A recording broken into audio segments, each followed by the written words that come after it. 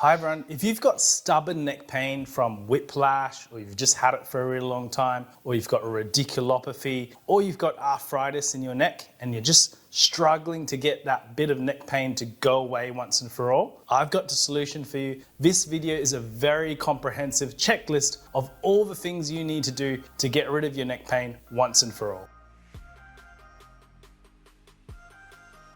So when I say radiculopathy, I mean pain going down your arm, numbness, pins and needles coming from your neck, maybe loss of strength. When I say chronic neck pain, I do mean pain in the neck and the shoulder. But even if you've got dizziness and headaches and jaw pain, this could actually be for you too. So the first test we're going to do is see how well your neck moves. Neck range of motion is super important because just like a door hinge that isn't getting moved all the way through range of motion, if you have a stiff neck, you're not exploring the full capacity of a joint, and therefore you'll be weak at the end of range, at the extremities of your movement. So not only will you be weak, but when you have to then turn more than you anticipate that you normally can, for example, if you're driving and have to make a hard turn, you're probably putting pressure on the joints more than it's usually capable of withstanding, and that can be the precursor to arthritis. So flexibility is underrated. Make sure your neck range of motion is within these standards. So I mean 80 to 90 degrees rotation to the right or left, 80 to 90 degrees all the way up, eyes to the ceiling,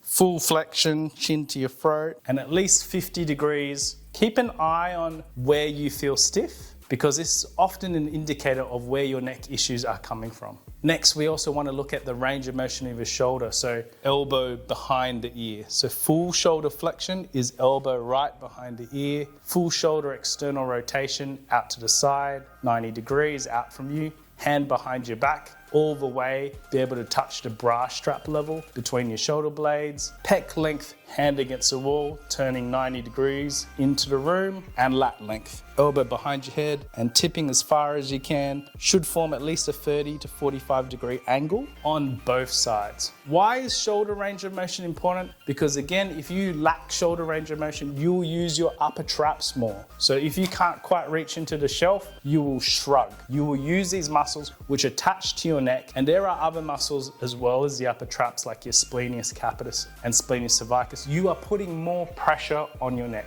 if you have less shoulder range of motion. And so the very same principle applies to your thoracic spine. Hands on your chest, should be able to turn 45 to 50 degrees if I'm facing north, northeast, and northwest. So full thoracic spine range of motion. Again, if you don't have full thoracic spine range of motion, you'll have to use your neck more to turn. So again, you're putting more pressure on your neck if you don't have full range of motion. Same thing for thoracic extension, all the way up, at least 45 degrees. I'm actually a little bit stiff, I could be a bit better. Further up to the wall, the better. So at least 45 degrees angle from your elbows to the ceiling. Same thing, if you are stiff in your thoracic spine, you will put pressure on your neck. Those neck muscles will start to increase in tension and you'll get those tension headaches, migraines, those kind of things. So next we want to check the strength of your neck. These muscles in front, which you can't really press, your deep neck flexors, particularly your longest colli and capitis muscles, which brace your neck. We're going to do the deep neck flexor hold. Science shows 30 to 45 seconds for females and males, but I want you to go more than a minute. So you'll check the strength of your neck because that directly correlates to neck pain and headaches. Stronger deep neck flexors means a more stable neck. The next thing on the checklist is the strength of your shoulder. So I want you to be able to at least shoulder press, if you're a male, 10 kilograms, 10 times, a nice easy number to remember. For females, that'll be 6 kilos times 10 reps. For a side-lying rotation, to see the strength of your shoulder rotator cuff muscles in external rotation, males 4 kilos times 10 reps, females 3 kilos times 10 reps. Bent over rows, males 12.5 kilos times 10 reps, and females 8 kilos times 10 reps. If you think these are kind of easy or lowish numbers, you are right. I'm giving you the bare minimum standard, which I believe necessary to achieve to get rid of your neck and shoulder pain once and for all. Finally, we'll check the strength of your upper back. So I want you to be able to do full banded rainbows, elbows behind your ears with a medium strength band. Be able to do prone angels with a 1 kilogram weight, lifting all the way up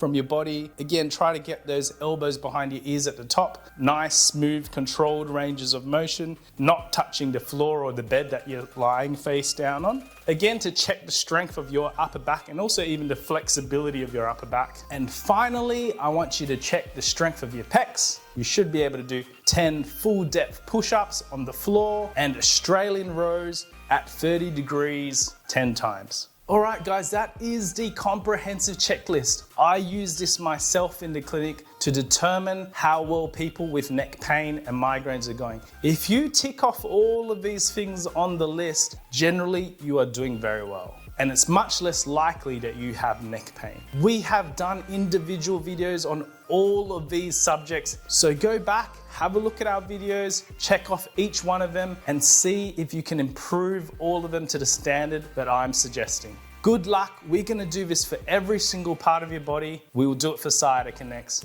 Thanks for following. Please like and subscribe.